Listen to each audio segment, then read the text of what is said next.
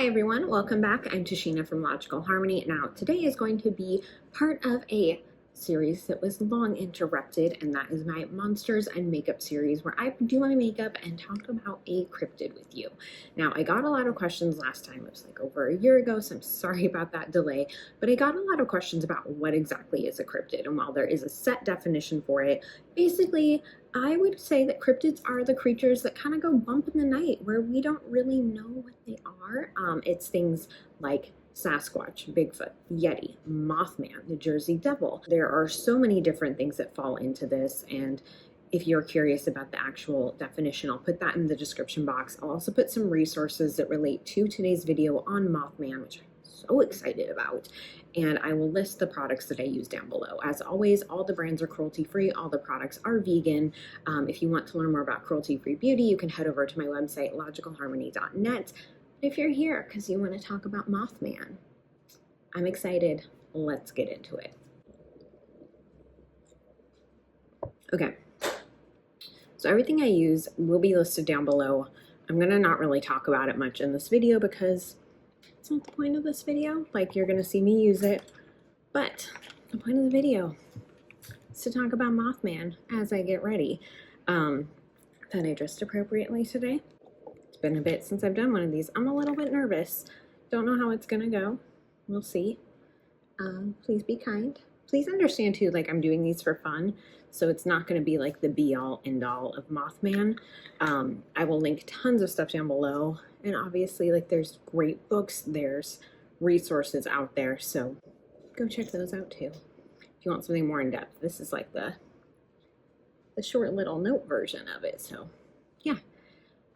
So Mothman is, I think, like one of the most well-known cryptids. I feel like everyone knows Mothman. Mothman's like Sasquatch, like Bigfoot. Like, everyone knows about Mothman. Everyone's heard of Mothman. Everyone has seen things about Mothman. But I think a lot of people don't really understand or know much about like the Mothman origins, and I find them super fascinating because it's not something I knew a ton about either. Like, I had read the book, The Mothman Prophecies, a long time ago, not any time at all recent. And I really enjoyed it overall, I remember at the time. And I've read other things about other similar cryptids. And like Mysterious America by Lauren Coleman, he talks a lot about thunderbirds, which are other large creatures, like bird-like creatures. But like Mothman itself, I feel like is such a unique thing and has such a cult following, if you will. And I feel like Mothman is not as regional as it used to be. It used to be a very, very regional thing, but that's definitely changed. So Mothman was first sighted in Point Pleasant, West Virginia in 1966, which is not that long ago as far as like cryptids go and sightings of cryptids go. Like, when you talk about, like, for example, Sasquatch or Bigfoot, there are sightings that go back so far. And Mothman is a relatively, like, new one, so to speak. So the first sighting of Mothman was actually 5 men who were digging a grave, and they saw what they described as like a man-like creature up in the trees that then flew out of the trees. Not at them, but was up there just, you know, hanging out, observing, and they were like, wow, that's kind of weird. And then a few days later was probably the most well-known Mothman sighting, which was, there were 2 couples. They were driving down a road near Point Pleasant, and they noticed this really, really tall, not tall, this really large bird-like creature in the sky. They described its wingspan as being probably about 10 feet, glowing red eyes, and they say that it actually pursued their car. And they talked about how they were driving speeds up to like 75 miles an hour. They were just really trying to shake it, thinking it was like a large bird. And they also reported that it essentially like attacked the car and then it scraped up the roof of the car. So I think why this is so well known is obviously it's like the first reporting of a Mothman sighting that was actually like something more than just seeing Mothman. You know, they were driving 75 miles an hour. They said that it kept up with the car for quite some distance, but then as they got closer to Point Pleasant, it dropped off and didn't follow them into the city. It left them at like the city limits. What's also fascinating about this to me is that they, you know, drove straight to the police station to report it. And they were all questioned separately and all reported the same things. Their stories all matched up, which is pretty unusual. And it seems like too, especially for cryptid sightings, there are common things about them, but usually people's stories don't completely match up, but theirs did, which was super interesting to me. And then like over the next year, there were more and more sightings, none that were as eventful as that one. And I think that one sighting of Mothman is what really like spurred up local interest in Mothman. And over the next year, there were multiple sightings that were reported in and around Point Pleasant, West Virginia. And that's why that's like the hub for Mothman. It's where he originated, but it's also where he has been seen the most and where he is most like well known. Now, locals believe that he lived in this abandoned plant that was outside of town. It was along the road where the people had been driving. It was near, you know, where the gravesite was that they saw him. And some sources that I read said that it was a former nuclear power plant. Others said it had been used for nuclear testing by the government, but I believe it was a former TNT plant. That was what was reported in Expedition X, which is Josh Gates' show about cryptids. I highly recommend. And I think I would believe that one, that it was a former TNT plant. Obviously, it doesn't matter. It was on government land, and part of that land was actually owned by the War Department. So there's definitely some stuff going on there of some kind, and the government used it for ammunition storage. So it was definitely, you know, an interesting area and something that I think would just be of interest. And during this time, you know, with what was going on with the Cold War, it would kind of make sense that there were maybe things going on. Now, the last Point Pleasant sighting of Mothman was in 1967, so only a year later, and this was just before this bridge collapsed, the Silver Bridge collapse, and this was a horrific accident. Over 46 people died. There were some bodies, I believe, that were never found. It was just a really bad thing, and while it was later attributed to a lack of maintenance and some faulty parts, there were multiple reports that Mothman was sighted on the bridge just before its collapse. And this, I think, is what really cemented this idea that Mothman was like a bad omen. I've heard the phrase harbinger of doom, which I really love. It's so dramatic. And it just really solidified this belief that if you saw Mothman, something bad was going to happen. That wasn't necessarily the connotation before, but after the bridge collapsed, it just really solidified this. And a lot of people in Point Pleasant actually came forward after this, people who had reported seeing Mothman, and said that they were visited by men in black. Now, if you're not familiar with men in black, it's a long-standing theory in all sorts of spaces that it is basically government officials coming, and there's a huge connection between men in black and people who report seeing cryptids, people who report seeing UFOs, people who just report weird phenomena happening. There are a lot of stories about men in black visiting them, and then the people don't talk about it anymore, the people disappear, like strange things happening when the men in black are involved. That the men in black were apparently very interested in Mothman, because what are the odds? At that point, it was largely assumed that Mothman was kind of like a mass hysteria thing. He didn't actually exist. So why would the government care? And that was something that a lot of people were curious about. But interest in Mothman kind of like dropped off after that. There weren't any reported sightings for a few years. It just kind of like leveled out and calmed down until 1975, and that is when John Keel published the Mothman Prophecies. This was a book he had obviously been working on for a while. Books definitely take some time, and it was all about the different experiences. Now, again, I mentioned I read this when I was younger. I did recently order another copy. I should have read it before filming this, but I did not have time. So it is like I would say it's like the ultimate guide for Mothman. If you were curious at all about Mothman, definitely read it. I will link to it down below.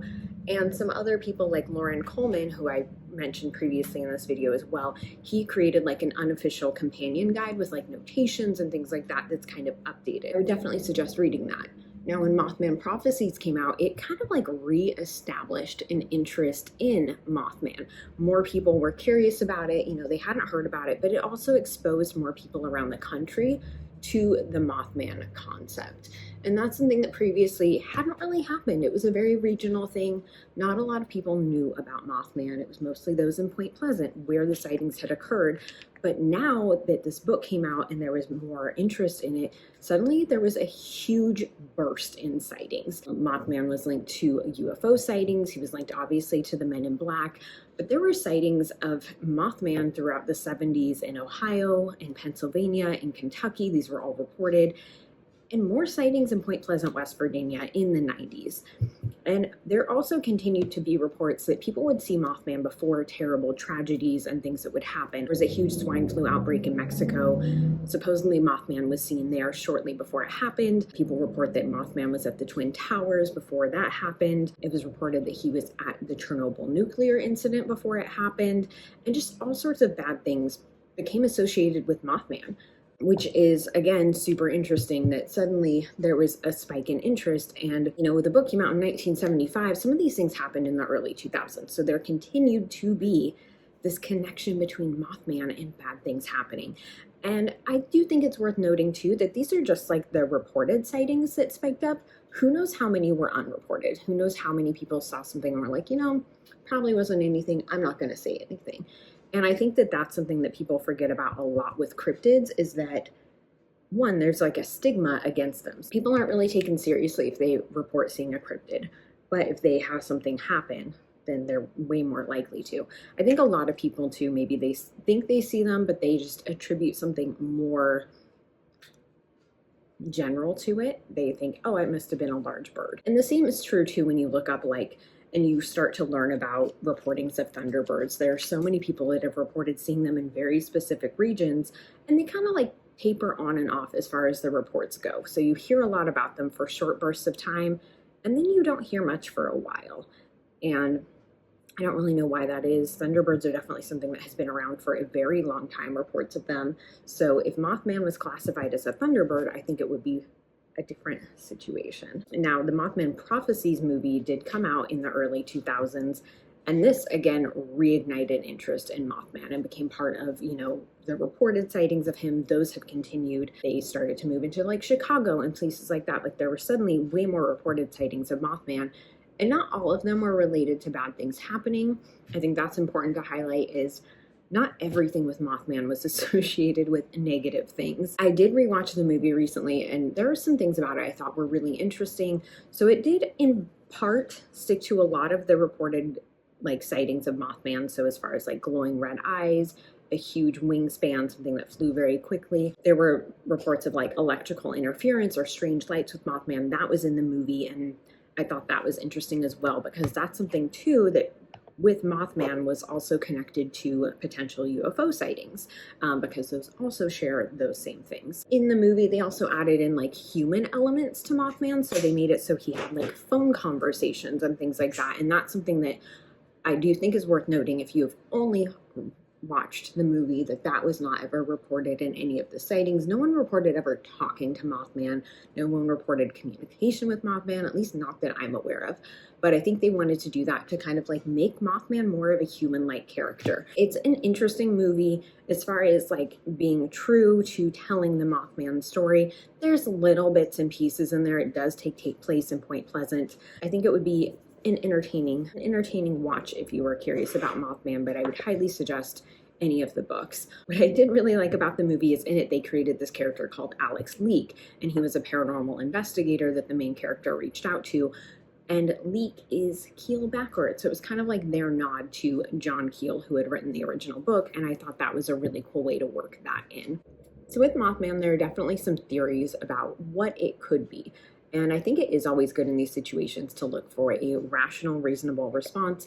I also think it's completely plausible that there are animals out there we don't know exist. And I think that when you think about how much land there is that is basically unexplored, it makes sense to me that there are animals that we're not aware of. Whether that means that they're everything that these reports say they are is one thing, but I do think it's worth thinking about. So there are theories that there's a sandhill crane that people have mistaken Mothman to be. Now, sandhill cranes apparently get to be about 10 feet in wingspan, and they have red around their eyes. I don't know that it would necessarily be glowing red at night, but still an interesting theory. There's also theories that it's simply a large owl that people are seeing flying around, because most of the reportings of Mothman are at dusk or at night, times when the owls come out and hunt, and owls can be quite large. They can have huge wingspans. That one could also potentially make sense too. As far as matching it up with like the first incident where it attacked the car, that makes slightly less sense to me, but you know, who knows? It's a tough one for me. I think there's a logical explanation. I'm just not sure that that's it. There's also just the theory that it was mass hysteria, that no one ever saw anything and it was all in everyone's head. I think could be the case for some of the like ongoing reports of Mothman, but as far as the first two major incidents, I don't think that really makes sense. Why is that? That doesn't, to me, seem like something that someone would make up, much less like a group of kids that have no idea about the people at the gravesite reporting a sighting. It just doesn't make sense. Why would they suddenly decide, oh, we're going to make this up, that this huge bird attacked our car, and we're going to put ourselves through the stigma of being attached with that? As far as like some of the, you know, like I was saying, some of the sightings in the future, yeah, I could see that. That could make sense, that people started to maybe think they saw Mothman somewhere when they didn't, especially when you think about all the places that Mothman supposedly appeared. It doesn't make much sense. But if you truly believe that Mothman is, you know, seen somewhere, if you truly believe it, it would make sense that you would see him. I think, like, if you, does that make sense? If you're someone where you're convinced that you saw him, I think that people do think they actually saw him. Just whether or not it was Mothman, I don't know. And I think there are plenty of places where it could have been another animal. It could have been something different. It could have been mass hysteria, like is suggested. Another super interesting theory is that it relates to secret government projects. Now, this could be a whole other rabbit hole on its own. If you are interested in this theory, I highly suggest the episode of Expedition X, because it explores it very in depth, and just the idea that there were various government projects involved. Now, some of these, you know, when we think about like where Mothman was originally sighted, some of them kind of make a little bit more sense. So the place where Mothman was first sighted and things like that was all around this government land. It's in the Ordnance Works, the former TNT plant, which some of it is War Department land. And when you think about that time with it being the Cold War, definitely could have been stuff going on there. Whether or not there was, who's to say? My understanding it is not fully confirmed or denied that there were things. They do believe that it was used for experiments. It's confirmed it was used for weapons and ammunition storage. There are thoughts that it might have been used to store nuclear like materials as well, and that's where some of the ideas that it was a nuclear power plant come into play. But my understanding is it's only confirmed that it was used to store weapons. There are some very interesting stories that at this government facility, they were perhaps testing on people and testing on animals. And there's a theory that Mothman was a result of that and is some sort of animal-human hybrid that was created as a result of an experiment. Very, very interesting theory. I think that, you know, we shouldn't discount the fact that it was government land that Mothman was always seen by, especially early on. Many of the sightings that came out of Point Pleasant in that first year related specifically to that land. And I think that is very, very fascinating. And that's why they believed that he lived there. They think that that was where Mothman like hung out. That was like his lair, so to speak, his nest, that was where he lived. And so that would kind of make sense. Now, one thing that was in the Expedition X episode that I actually haven't read anywhere else is they interviewed someone who worked at Patterson Air Force Base around that time. Now, Patterson Air Force Base was a very, very active military facility, especially during that time in our history. And there was a lot of different sort of experiments going on there. Now, experiments on people, no, but experiments as far as like different types of weapons and different types of aircraft. And the person that they interviewed in this episode kind of said indirectly that they were doing testing on things that would basically be kind of like jetpacks that humans could fly in as a form of long distance travel. And with Patterson being fairly close by, it was implied that that is what Mothman could be, which is super duper interesting to me. When you think about, there are relations of sightings of weird things, especially during this time, of people sighting UFOs, people sighting cryptids around a lot of military bases. So there's a lot of theories that go on that it's not actually anything out of the ordinary or anything like abnormal, but that the reasonable explanation is that our government's probably involved. And I think that could be the case with this. It's definitely interesting as far as, there has been an uptick of sightings of Mothman in the past few years, but none of them are like definitive. So Mothman still exists, like Mothman's still around. I find it so fascinating. I'm gonna finish up my makeup off camera and then we're gonna chat a little bit more about Mothman. Just had to do my lashes off camera because I'm not fully used to putting them on camera. It's been so long. Anyway, I think that with Mothman, actually, I think with all cryptids, I think there's definitely something to the reports. I don't want to sound dismissive. I do also think that there's often, logical reasons for the sightings. And I think that there's a lot that we just don't know.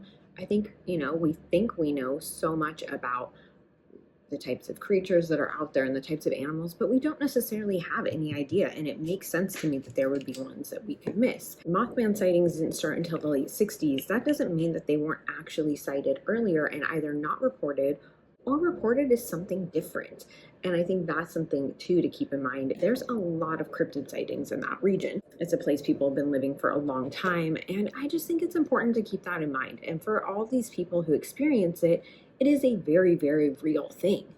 And I am so curious what you think about Mothman. Now, I know this is like the short, sweet summary. There are so many more cases out there about Mothman sightings, and a lot of them go really in depth. There's so many theories that are super interesting.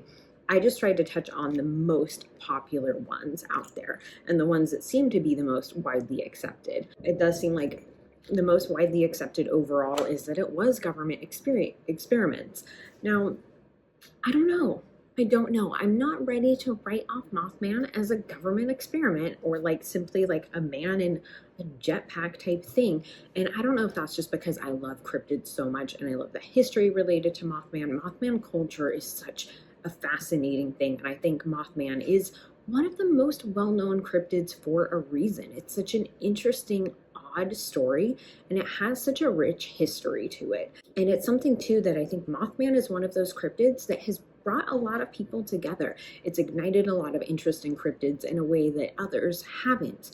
And I think that that is really fascinating. So no matter what you think about if Mothman is real or not, I do think that the culture related to it, there's a museum, there's a festival, all these things like that is so, so fascinating. Yeah, I would love to hear your thoughts on Mothman. Do you think Mothman's real? What theory do you think makes sense?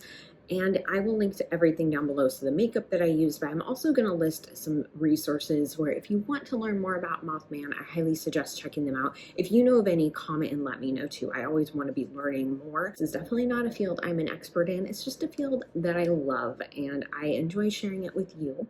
So I hope you're excited about the return of this series. I'm really excited about it. I love this stuff. I'm so excited to have an excuse to like research it more and share with you more and talk with you in the comments. Thank you so much for watching. I'll see you next time.